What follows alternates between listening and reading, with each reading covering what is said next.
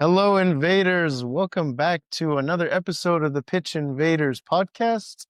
And today it's just me and Amir. Amir, how you doing? I'm not okay. Yeah. After what I watched yesterday, You guys not had a after the tough City you guys game, had a not tough after the weekend, City huh? game. No, I'm not talking about the City game. I'm talking about Liverpool game. Oh, Yeah. beautiful. Oh my gosh. It was beautiful. What a beautiful Monday.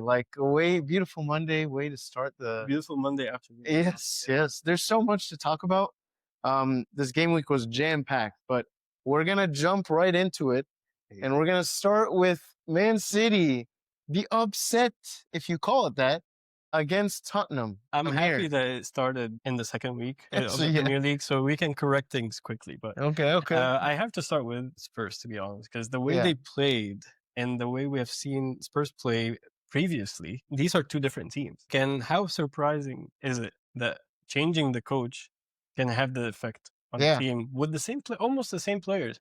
If you think about it, like I think they just added players in attack, but we're talking about the same players, the defenders that were Yes. playing last year, and we have seen like every time like they would concede like 2-3 goals. Now they're actually getting a clean sheet against City. Yes. But I have to give credit to Thomas Frank and the way they played. Honestly, it was very surprising and amazing. I have a lot to say about. We'll focus on Spurs first. Yeah, I mean, first of all, 2 wins, 2 games. They're looking very impressive, and yeah. I think Thomas Frank. There's a couple things that, first of all, he's instilling stability, Mhm. and it's flexibility as well. Like we saw with the previous manager, it was always the same thing. There was no big changes. It was always the same kind of system, and if it works, it works. If it doesn't, at least we went down doing Yeah. our system, right? And they weren't changing anything too. Yeah, but It now was very we could see the difference. And there's a couple key players that they brought in. I don't think that's a big difference, but the one thing that I'll say about Thomas Frank that I think will really change and elevate Tottenham is his player management and his team management. Yeah.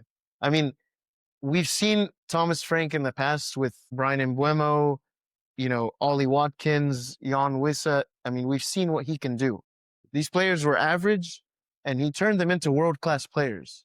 We're just seeing in the first 2 games, we can't get crazy about it, but Richarlison's already looking great, and Brennan Johnson's looking better. And I think those players are really hindered with the past managers. So now, hopefully, some of these players could even become superstars. And like you're saying, it's not like they made a huge changes in the players. at least in the back. It's almost like the same Yeah. defenders. And maybe we can start seeing more from Jed Spence and Richarlison and a couple players that I think, first of all, João Paulinho, really, this is exactly what they needed. They needed a holding midfielder with athleticism and the ability to dominate that midfield, and that gives more freedom for the attack. I'm not getting too excited, but he gives me a Rodri vibe. But I mean, probably not at the same level, but exactly what he does. He gives you that balance and attacking and defense. But it's a really good pickup from them. I mean, smart business. And Kudos looks great. Only a couple games, but I mean, we're seeing some potential. Yeah, the way they played, honestly, they pressured City from the get-go, and they were putting City in so much trouble that City couldn't even build up our normal build-up play. Like we couldn't find a way to actually get out of our half for so long, and that just didn't happen. Like after Spurs scored the first goal or like up to the second, that almost happened up until like the 75th minute. Yeah. And these players actually put a lot of effort to pressure City to allow us not to even try to get like one organized attack. And they have shown how organized they are, that they have the quality and the effect of the manager. Actually, Thomas Frank, I think he read the game better than Pep Guardiola in this game. I don't think we started in the same way that we should have. Maybe the first game, I personally, I would have thought like if we started with Bernardo Silva and Duco, it would have been better than starting with Marmoush and Sharky. Really? I think starting with Sharky and Marmoush caused So you're in favor of much. Marmoush on the bench? In this game, I'll tell you why. With that kind of pressure that Spurs was putting us in, you needed a player where the opponent's player know he cannot pressure because he's gonna get dribbled past him. Yeah. And what you get with Marmoush, let's say is speed, but at the same time there is uncertainty. Because we're gonna attack with speed and we're gonna put the ball in space, but then what's gonna happen? Most likely it's a 50-50 chance whether you actually get a counter attack on you or this ball will be attacked for City. Most what happened in this game, every time the ball goes to Marmoush, yes, we find space, he tries to run, but then he was too quick to make a decision that we lost the ball even quicker and we conceded our with the counter attack. What might have provided in this game is also speed, but at the same time, Doko is going to take the ball to the line, he's going to make a run, Yeah. and then and now we're stationed. We actually it's like playing American football. Your goal is You actually get to get to ahead. yeah. Like, you know what I mean? So we have to win yards in Spurs, and then we'll try to organize our attack. Like Yes. pass it back to Aït-Nouri or whoever the defender is, and then you pass it to the middle to Rodri. Try to switch it to the next player until we find the gap, and then this Yeah. is how you build up. That actually didn't happen once or twice in this game, and I think it's because of we started with Mermoz. Okay. With Ryan Sharkey, he was asked to do a role that I don't think he's ever done it. Was he on the wing or he was a cam? He was in the middle, Okay. but he was asked to drop and try to provide support to try build up that play. Yeah. And there's no one in the world that can do this role better than Bernardo Silva. Okay. Because how often have you found Bernardo Silva dropping from the middle actually to become another defender? Or like he's in between your midfielders 100%. to try to rotate the play the other way rather than we're actually facing Spurs goal backwards. We take the ball, we rotate a little bit. No one can pressure him. He's really good under pressure, and then now we can move up. These were two issues with the formation. Yeah. And then I felt like the players were very pressured. Like they were too quick to make decisions. They couldn't keep the ball as much, and of course we had some problems with defense too. So it's the new. Well, I mean, we switched to Man City. Is it? I mean, there's a player that I'm focusing on, but I'll stick with the attack for now. Yeah. You think it's the new players that are kind of still trying to get in the groove of the system? It's not like you have, I mean, why are you guys struggling to get a good system going? I think it was just Pep didn't make the right choices with the players. Unlike Pep again. Yeah, he might have had a good system in his head, but he didn't use the right components to actually apply that system on the field. I think I can guess that player that you want to talk about. Yeah. James Trafford. I mean, I cannot blame. Let me ask the question before I let you talk about it. Well, first of all, I think he's not ready for Man City, and this game revealed it. It's a matter of, first of all, even before the second goal, there was another situation that happened where he tried to kick it out of the box, and he may or may have not touched it with his hand as well. So, like, it was an unconvincing clear from him as well. And then we saw the second mistake that resulted in the goal. It's a matter of, first of all, if you guys are patient enough for that project, for having him as a project kind of goalkeeper. I mean, I go back to De Gea. When he first went to Manchester United, he was not good, and they were patient with him. Is Pep Guardiola really ready to put his trust in James Trafford, or is James Trafford automatically going in the bench? Because he doesn't look like he's ready for a starting position. I think we were looking for another keeper anyway, even with him starting. But Donnarumma's going to be a starter if you get him. He will be a starter, and I think it's a good investment. Even though Donnarumma cannot play with his feet either, and in that case, I can only blame Pep. Right? Yeah. You know your players. You trusted this guy to be your keeper for the first two games. But at the same time, you cannot ask him not to be able to play like a long ball. Think about They're pressured to play short. Exactly. Yeah. He's pressured to play short to that player, and he puts him he makes a mistake in a very difficult situation. That then all of a sudden this happens. So I cannot blame James Trafford for these errors, even though I feel like that first goal he may have done better.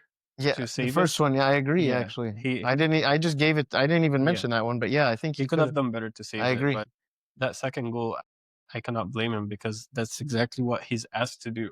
And if he doesn't do it, then the manager is going to yell at him. I know. So I don't agree. And we saw this. I think we remember seeing this with the keeper, the Tottenham keeper last year. Yeah, Vicario. Same thing. It was not even Vicario when he was injured. Oh, it was the other keeper, the young guy. He did the same thing. He was trying to play from the back because that is what Postecoglou did. And I really don't understand when they're pressured. What's the benefit? Just, I mean, it's not like it happened. I don't know. I mean, keepers have no benefit of doing this, They don't want to waste except possession. if they know they will be yelled at. let's be honest. That's exactly what's If gonna you're a happen. keeper, you're the last man, you have the ball, like literally someone else can take it and score. Yeah. Like they that would make life so much easier for all the teams. But I mean, it's not, there's not a lot of keepers that do this, right? exactly. That's why Ederson was the perfect fit for City. Yeah. But let's be realistic. I don't think we're gonna get another Ederson. Yes. We're gonna get Or it's another gonna take time for Trafford to It- get that. either Trafford or if we even get you get another Donnarumma one. at this point. But yeah, I cannot blame him for that. But I Okay. think Pep did not manage the game very well. He tried to fix it by taking out Sharky and Marmoush and putting in Bernardo and Doku. Yeah. But he should have started that way. At that time, it was too late. And then we starting from the 70th, basically just first like they sat back. I think They for have most of the different- game, those Spurs dominated you guys. They did. I think the best chance for you guys was maybe that that Holland interception that yeah. he kind of tried squaring it and he failed with the pass, but there was a Marmouche shot. There wasn't really much that you guys had. If you look at the stats, it might actually trick you, but Yeah. Spurs dominated us in the pressure, Yeah. not by having the ball, by actually playing better off the ball. So yeah, I think we did not prepare well for this game. We deserved to lose, but come on, Pep. I have two questions for you. First of all, was this a different loss from the other times you lost to Spurs, and how? Because you've lost to Spurs several times, and I want to know what was different about this game. Obviously, Yeah. Son wasn't there, but that's only one player.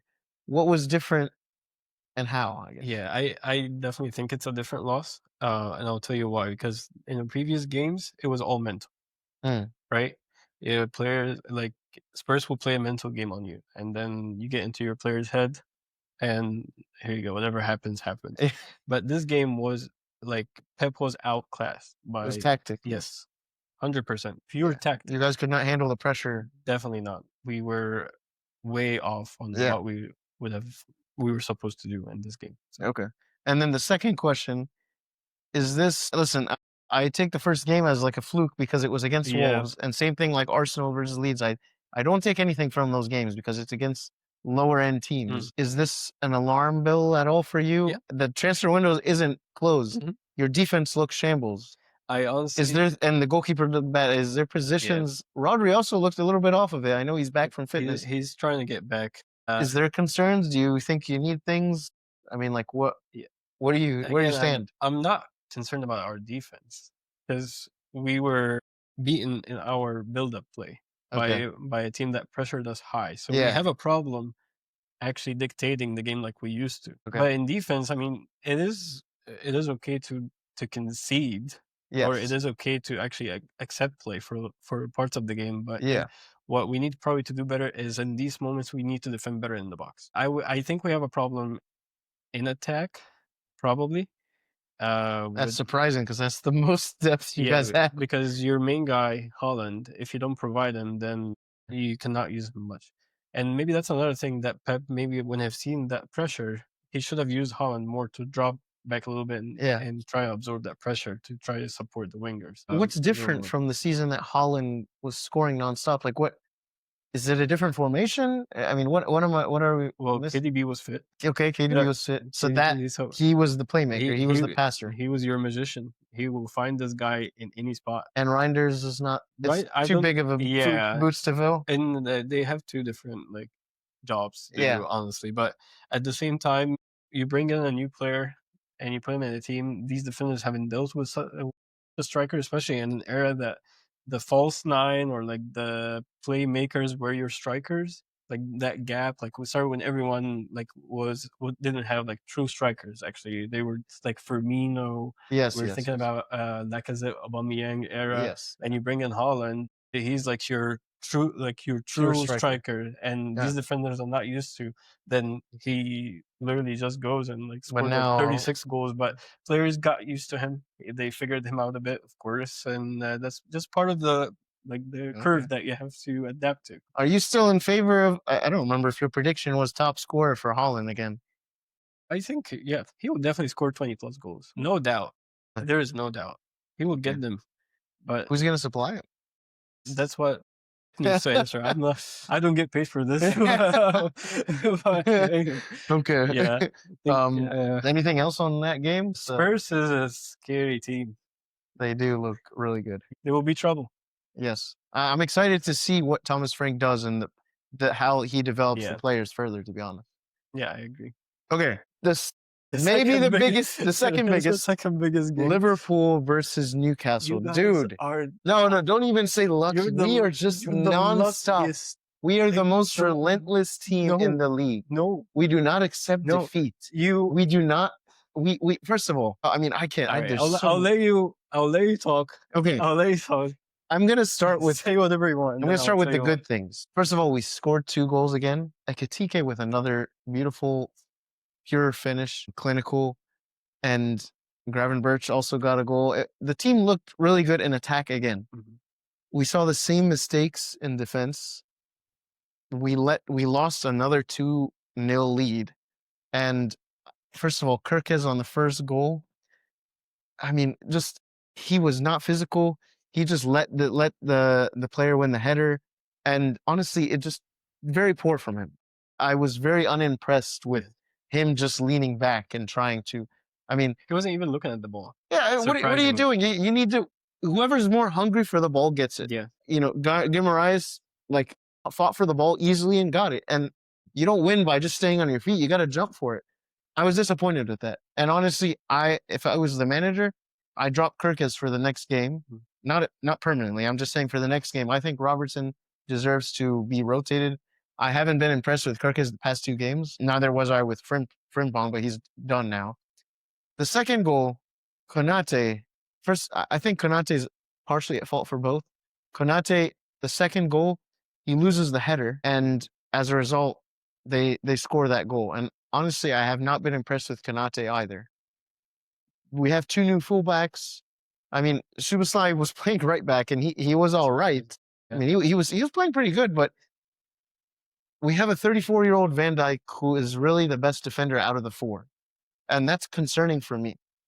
And we do not have coverage. If Van Dijk gets injured, I honestly have zero reliability in that.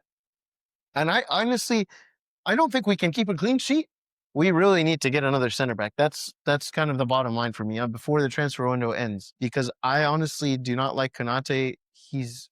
I've always complained about him. He's always up and down. And right now, unfortunately, he's in a downtime. And we can't keep relying on these last-minute winners. But we got to talk about the last-minute winner, dude. Rio Nakamura, bro. Oh, my gosh. For a kid to come and actually put that finish, dude, from the first touch. In the 100th minute. 100th minute. Talk about, like, ice. I'll give you an example. If that was Martinelli.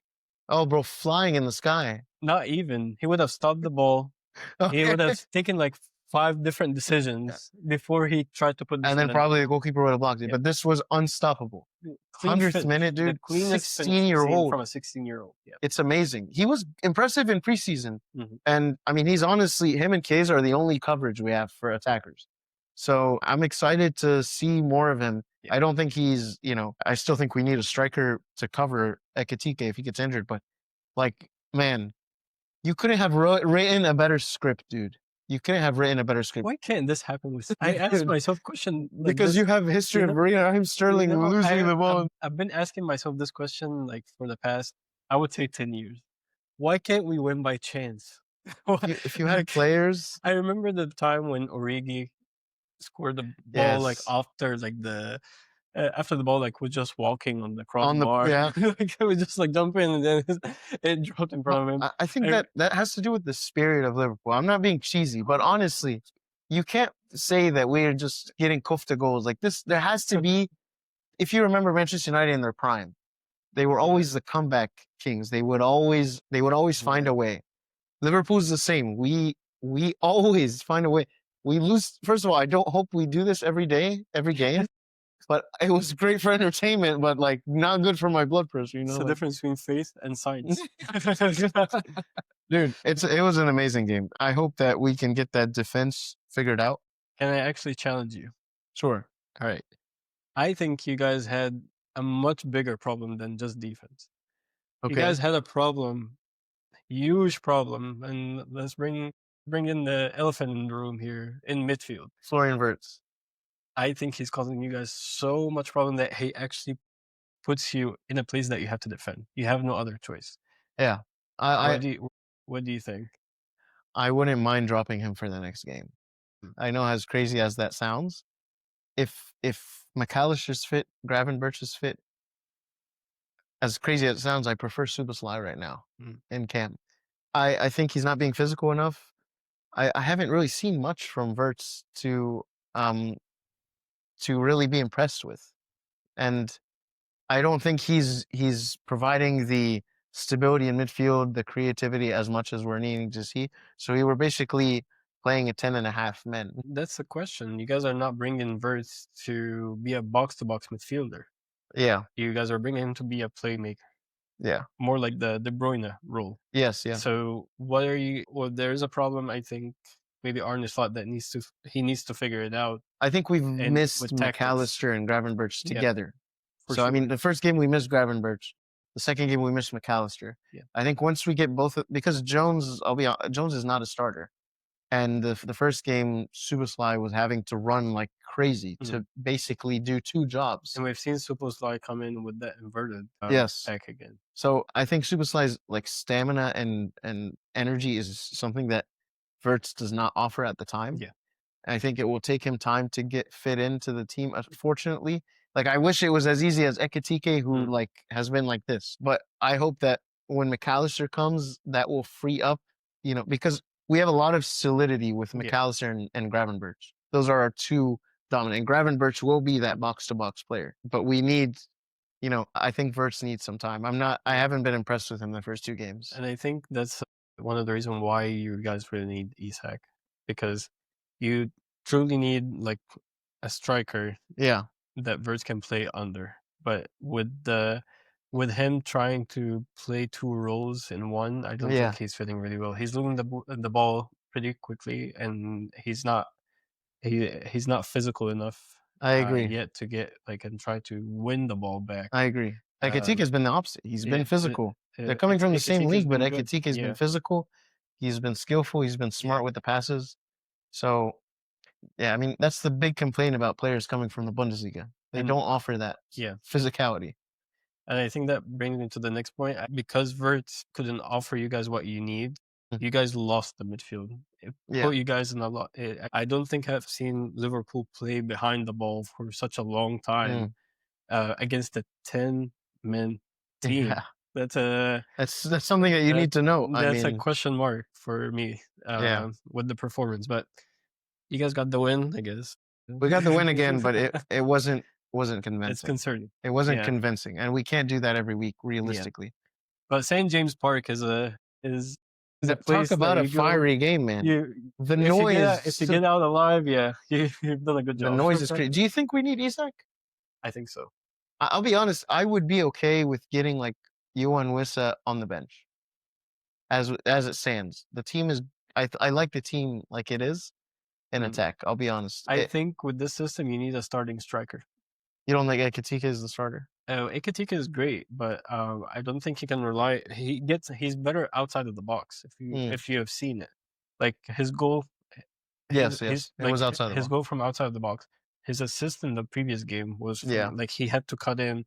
Like if you put him as a striker, I think you actually probably will not get much from him. You think you But could take the left wing spot? he I can mean, definitely take Gakpo has been playing great so far. Yeah, he can definitely take the left wing spot and come in as a false striker or come in inside. But you with the way I'm envisioning it, Yeah. you definitely need a true striker in order for Florian Wirtz to be able to support with like these creativity and runs from behind. With having a true anchored striker, it frees up your wingers too. So To like score more. yeah, you Exactly. think about it, you have your two men box to box. Basically, your winger you'll build from the sides, but then it drops to that box to box to Florian Wirtz to the winger to the striker. I know that it doesn't always happen that way, but that's your build-up scheme basically. Salah has been quiet Yeah. for most. I mean, he got a goal and assist in the last two Yeah. games, but he's been pretty quiet. I think he's struggling to adapt to this kind of Yeah, it will take time. new attack. But Yeah. yeah, You guys have 6 points. we had 6 points can I and say? we're up there. I think that's good for that game. But let's hop into Arsenal versus Leeds. I have so many notes. Gyökeres with the first goal, but there's a lot of discussion points. Where do you want me to start? You want to start. Yeah. I'll Okay. let you start. Timber, man. What did I 2 goals and an assist, man. I told you this guy will be starting over Ben White. I have no He idea why deserves Ben to White start after that started. performance. I really think he deserves to be the starter right back. He got me 24 points. Fantasy, man, that was crazy. alone will give me a win. That's crazy. That alone gave me a win against I mean, George. Ben White is great, but you cannot bench a player though with that kind of performance, man. Calafiori also looks great. I think he's undoubtedly the starting left back ahead of Lewis Skelly. The squad depth in this team is scary. It's a and year. I was gonna say, with Saka and Odegaard injured, it's really bad timing. Really bad timing with the fixtures that they have coming up. They have big games. They have Liverpool, Nottingham Forest, Man City, and Newcastle. Those are the next 4 games. It's horrible. Yeah. And they're missing Saka and Odegaard. But I think with Eze coming in, Madueke, they have, with Nwaneri as well, they have enough coverage, I think. And you look at the bench, man, that's a scary, scary squad depth.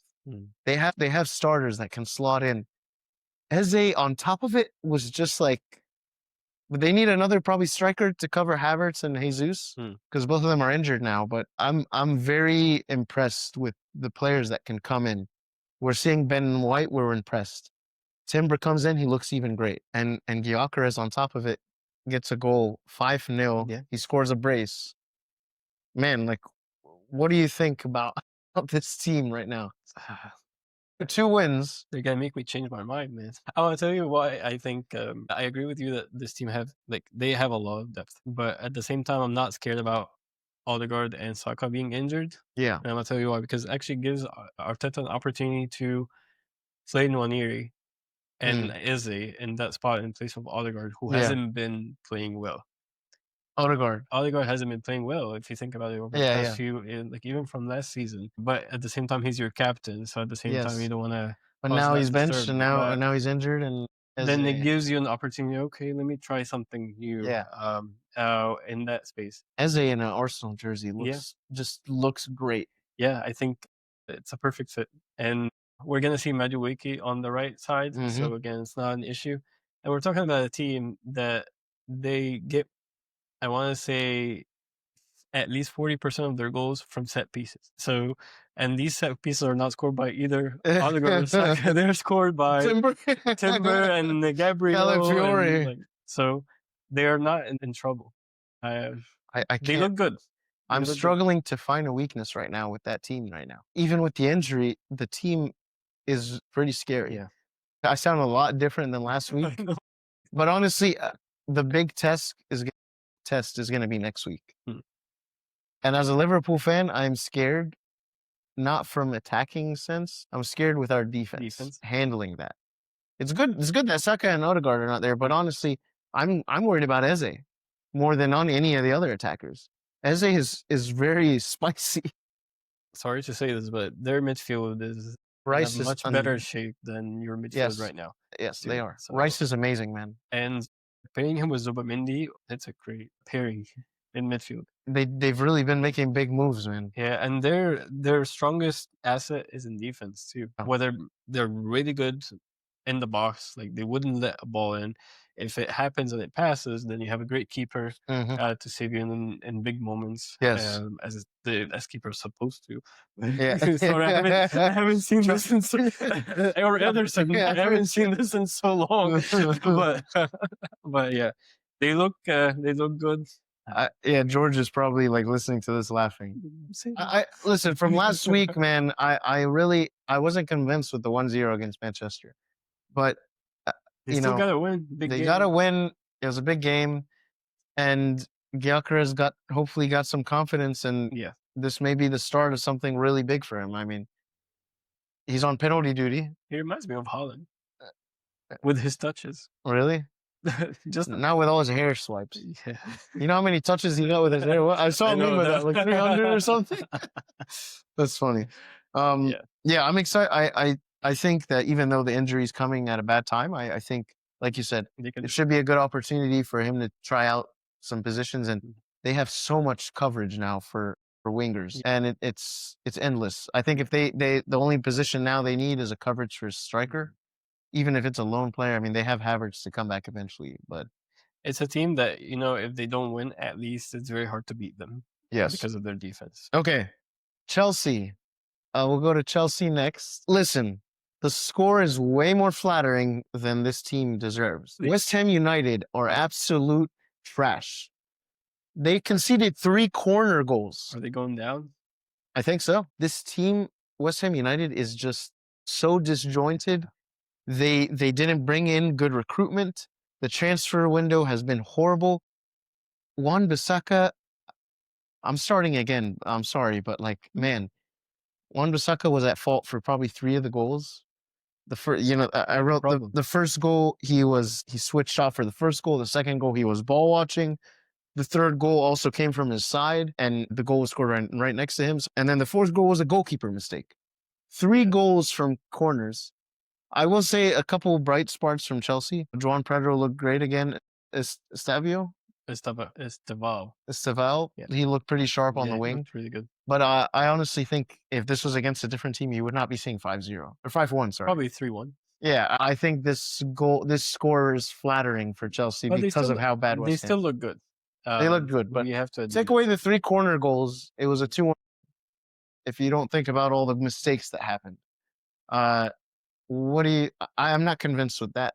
Just Mm. taking that win, but what do you think? I think bringing in João Pedro this year is going to solve a lot of the problems that Chelsea Yes, might deal with because think about it. Last year, whenever Cole Palmer is injured, who is your who's player, yeah. right? And we said last week that João Pedro thrives in that position behind the striker, not being Did they play with Delap They started with Delap and and João João Pedro? and Yes. he played really good. Really? Yeah, and even though Cole Palmer is injured for the next 4 weeks, I believe, I Clearly didn't miss him. I think João Pedro could at least Destroy them. help Chelsea in He the next got few weeks. a goal and 2 assists. Yeah, he can definitely help in the next few weeks until Cole Palmer is back. But they have a good system going on. Enzo Fernandez is great. Caicedo looks really good. Maybe they can try bringing in another defender. I haven't heard any rumors Yes. about bringing in a defender or a keeper, so I assume things are I pretty think steady they're now. staying like it is. Yeah. Yeah. They probably finished all their business. All of the rumors I'm hearing is about bringing in either Garnacho or Javi Simmons. Javi Simmons. Javi Simmons would be Where a would good. he? Who's he going to take? Caicedo and Fernandez are where's he going to fit in? He can probably fit in that middle position too, or start on one of the wings Ahead of Neto and yeah. Or are they going to push? They're going to push Palmer to the left wing, aren't they? To the right, actually. To the right wing. Yeah, I think that's what's gonna happen. And they don't get the best out of him when he's there. Actually, they do. Is that where he's better? The right wing? Oh, okay. I get confused which He's one. better on the right wing than Okay. playing in the middle. But also, they're talking with Garnacho. Garnacho is a stupid. I don't know. I think that guy's a donkey. Actually, if you think about it, he adds more variety to the attacking style than that none of the Chelsea players right now can offer. Yeah, he's a bench because Pedro Neto is a true winger. Like he cannot rely on him in the box. So you rely on a fast winger that will just feed you with crosses. Yeah. Switches. But Garnacho has that style that actually he can cut in, get in your box, become your second striker in moments. I think he offers them it's a good recruit. I think they need someone like Garnacho to give you more variety in attack. Yeah. And be less predictable. But okay. Yeah. Well, they look good. Maybe not. Maybe we were too crazy with our. Maybe I was too crazy with our predictions, but it's too early to say. You put them in fourth. I put them in fourth, and Arsenal. No, I put them in third. Oh, you put them in third? Okay. Put them in third. Arsenal in fourth. I might have been completely wrong, but who knows? Did we all get it wrong? I think I was very emotional.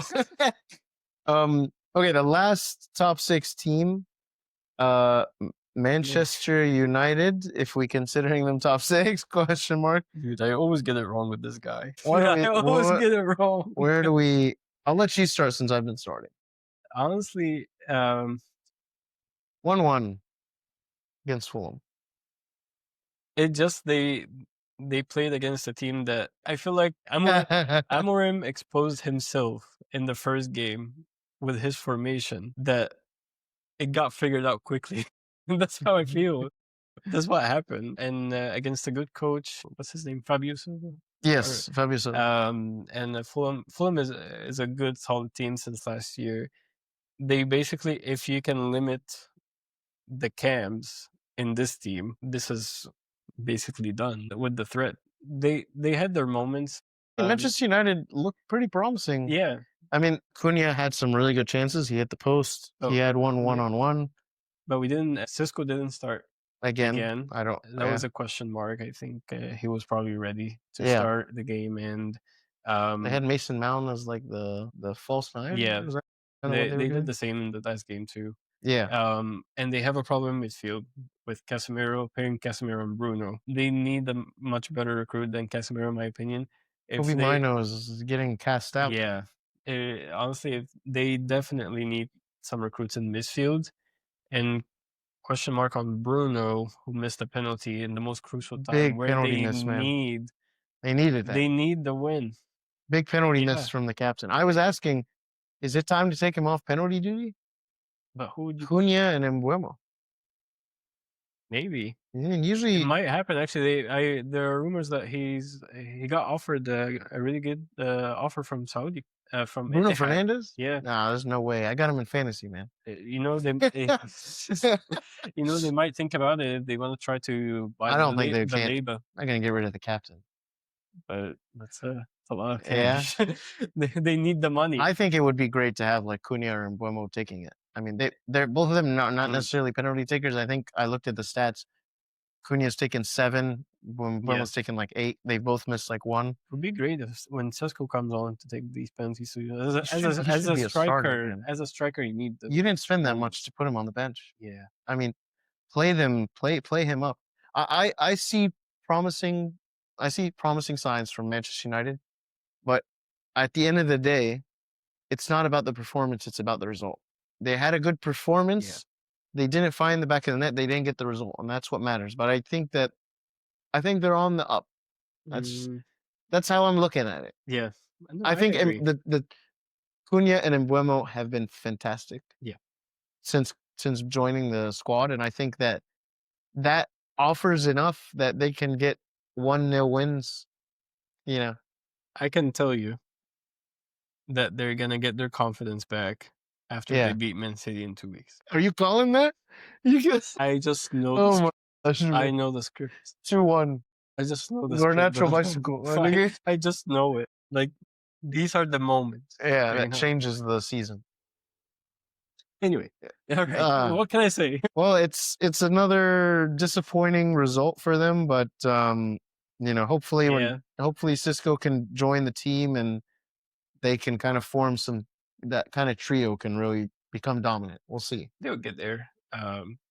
It might take time, but I think the fans need to be a little patient. Yeah. Okay, well, that covers all the games for this week. We are going to take a quick break, and then we're going to jump into next week's predictions. All right, guys, welcome back. We are going to hop into next week's predictions, but before we do that, we want to, kind of do the points tally from last week. He unfortunately, Amir got the last place. He got 5 points, and again, just to refresh, you get 0 points for the wrong score and the wrong winner. You get 1 point if you guess the right winner but the wrong score, and then 3 points if you guess the right score and the right winner. So Amir got 5 points, I got 7 points, and George, the guest, got 10 points. He guessed Arsenal versus Leeds correctly 5-0, and he guessed Crystal Palace and Nottingham 1-1. 1-1. So well done, George. You're not coming back on the podcast. So we're gonna try our luck again, and we'll keeping a like running tally of that. So first game of the weekend, Chelsea versus Fulham. Amir, didn't we just watch this game last week? I feel like we're just talking about the same game. Yeah, it sounds like it's the same. Yeah, Fulham has been pretty good. Yeah, I'll let you start. I'm gonna go with. I mean, if Fulham gets another 1-1, it'd be wild, right? But I'm gonna go with 1-1. All right, that was my prediction, but Oh my gosh. I'm gonna make it different because I have Joao Pedro in 2-1. fantasy. 2-1. 2-1. 2-1. Nice. Okay. 2-1 Chelsea. All right. Pretty good. Manchester United versus Burnley. This has to be a win right there. Come on, Ruben. I'll let you Come go. on. 3-0. Really? Actually, Clean they sheet? cannot get a clean sheet. 3-1. 3-1. Okay. Yeah. I'm gonna go 2-0. Okay. You gonna give him a clean sheet? Gonna give him Or a is that clean for sheet. Burnley? Oh, God. No, 2-0 Manchester United. I'm gonna try to go with that. Well, it might be crazy, but we're all feeling for you. yeah. Sunderland versus Brentford. Brentford has 2 wins.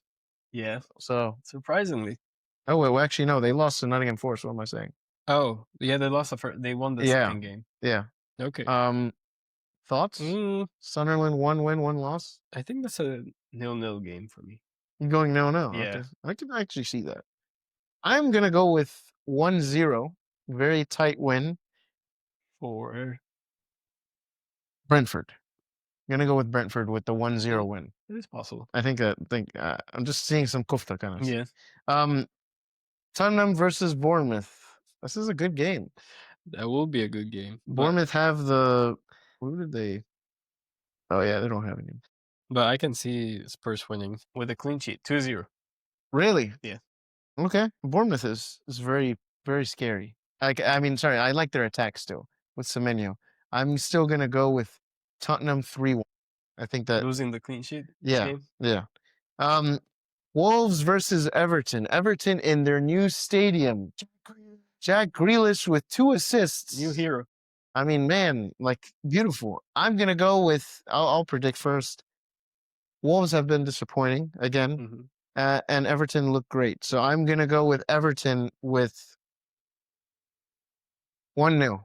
1-0. I want to say 2-1 Everton. 2-1 Everton. That's pretty good. Yeah. Leeds versus Newcastle. Amir. Is Isak playing? Probably not. I hope not. I hope he's at Liverpool Is he by playing then. at Anfield? Newcastle 3-1. You think they can score 3? They don't have Gordon. Who's gonna come in? I don't know. Osula? I think they can still score. Dare I say? I'm not gonna say it. No, that's crazy. Yeah, I think Leeds are. No, I can't do that. I don't think they're that good. I'm gonna go with a 1-0 for 1-0 Newcastle.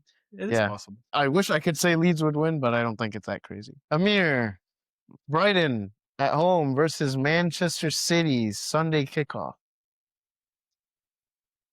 Thoughts? I'm scared now. Listen, Brighton has one. What did they? They actually lost. They only have 1 point. Out of 2 games. One tie against Fulham, one not loss. looking good. Right. Good. Not. I mean, right, that's a pretty boys. good place to go. Yeah. All right, boys. Here it is. Man City 3-1. You're still going with that one. Another Manchester City win. Yeah. I have to. I'm gonna go Manchester City 2-1. Okay. Thank you. I think Brighton is still getting their things figured out. Yeah. I still think they need it. Nottingham Forest versus West Ham, man. Goodbye. If another loss for West Ham happens, Graham Potter we probably will get sacked. I don't know if it's Graham Potter's fault. I think it's the whole team sucks. Yeah. I mean, they changed how many managers in the past? They have one new player on the team, and they lost. Yeah. Yeah, I think the problem is the team, and the goalkeeper's obviously not good. Whoever they brought in, I'll go with Nottingham Forest winning this one. I think Bowen's gonna be on the score for this one though, so I'm gonna go with 2-1 Nottingham. I'm gonna say 1-1 just because of what's happening. Okay. Yeah. That's good. Man, the big game of the weekend.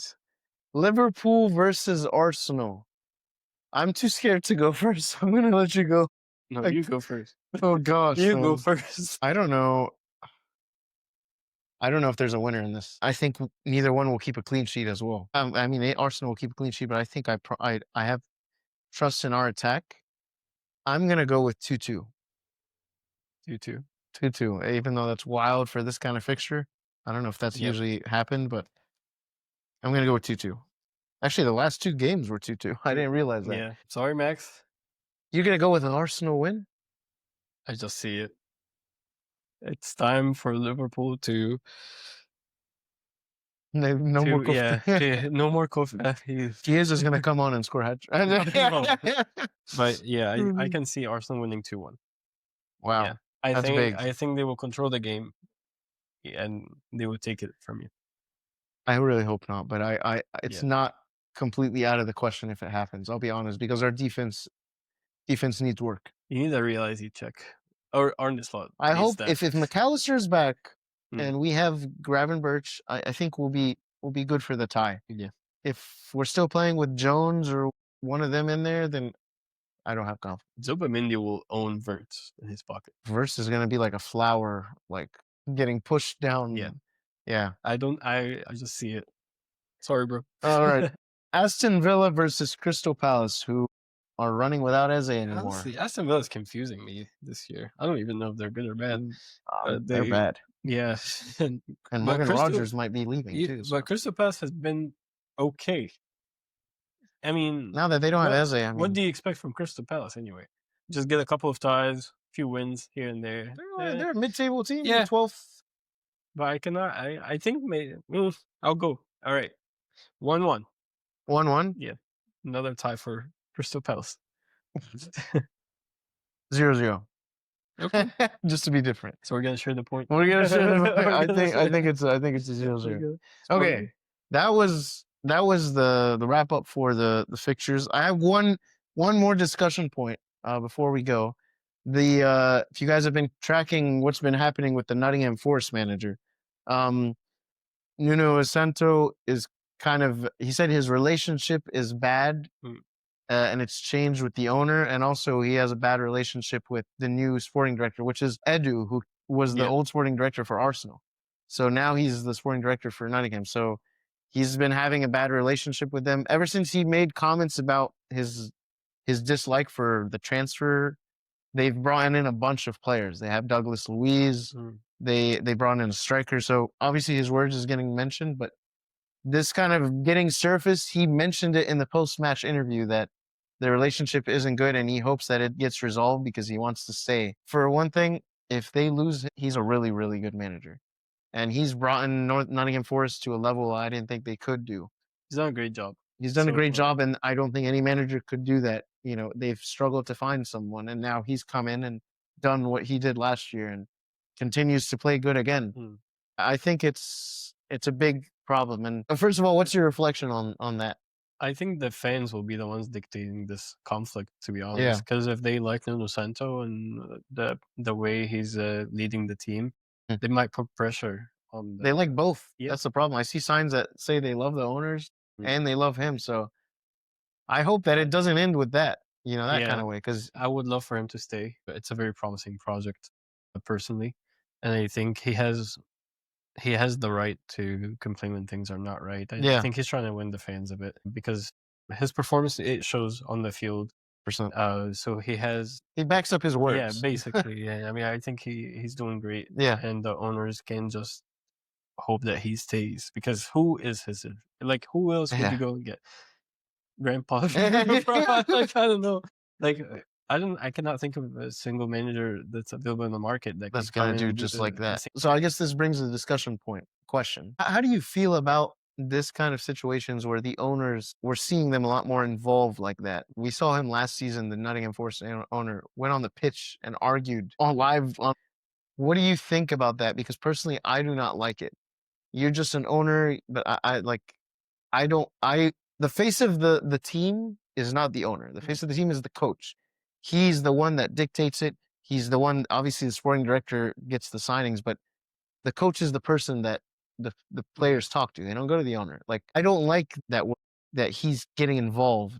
But what do you think about this kind of ownership taking a little bit more involvement with the day in and day out kind of? I don't think we see it much with the big teams, especially in the Premier League. Yeah. Maybe we see it more in Italy and Spain, Yeah. where ownership is like the owner is your manager, right? Yes, You have yeah. to report to him. But most of the big teams in the Premier League, they have like a management group that Mhm. would manage them, and then you have No, to that's like the decisions cascades down, and then it depends on like what role they give to that coach or that manager Yeah. to be part of the team, whether they can dictate the signings or not at this stage, and the play style and Yeah. other stuff.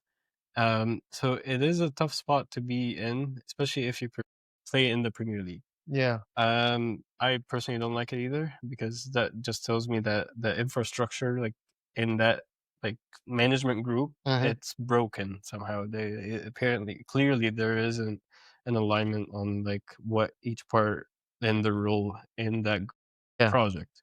Because if everyone is working separately, Exactly. sooner or Should be a team, later, everybody working exactly. together, which is what he was saying. Yeah, sooner or later, this team, maybe they're just overperforming. Maybe they love Yeah. the coach. The play style is working well, but it might not last long. And another part of that problem is that I also don't like it when the owners are dictating who they're bringing in, Mhm. because like we've seen this in other teams that they brought in a player specifically just because the owner wanted it, and the manager will come in and after Yeah. and say, "I had no part in this. I don't even want this player, but they wanted him." Mhm. Like I mean, I feel like Mourinho has said that before. I feel like we've heard that before from like players coming in for Yeah. Liverpool, and like That was I normal don't back like that. that was normal back in the day, but now it's about the sporting project as a Exactly. whole. Yeah. So things have changed, and there's a lot of money going in and out too. Yeah. Yeah. We cannot just risk it with biased decisions Yes. from the owners or from 100%. a single individual in the board. Yeah. So maybe it's not the best situation to be in, but I would tell Nottingham Forest fan, enjoy the performance while it lasts. Yes. So, sorry, that was a very sad No, ending. it's a second. Hopefully, Nuno Santos will say it, because we love watching Nottingham Forest as they are. I So agree. all right, Amir, well, that wraps up another great Premier League weekend. Gyökeres, obviously, we have an Arsenal fan here. No. But I hope Arsenal beats Liverpool so we can beat Arsenal, and then we'll see. Straight face on. No, bro. No. Again, guys, please like, subscribe. We will be back again for another podcast next week and cover the big game, Liverpool versus Arsenal. We'll cover the Liverpool win, obviously, that's going to happen, and the Manchester City loss, probably. Never. Yeah.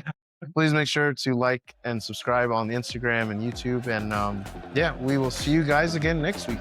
See ya. Bye, guys.